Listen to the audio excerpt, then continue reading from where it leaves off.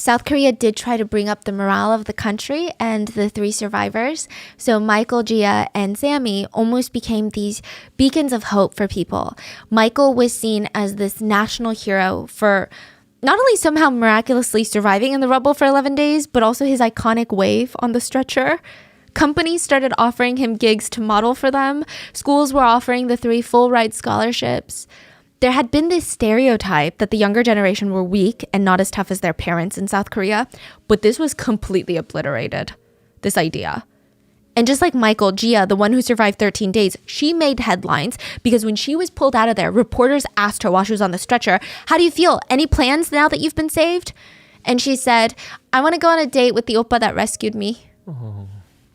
And people thought it was such an unhinged, hilarious, fun answer to such a serious, depressing situation.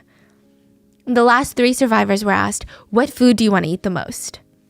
Michael said, "Coca-Cola. I want to drink an ice cold Coke." Gia said, "Iced coffee." Sammy said, "I just want some ice cream." Every soda, iced coffee, ice cream brand went nuts trying to sign these 3 for brand endorsements.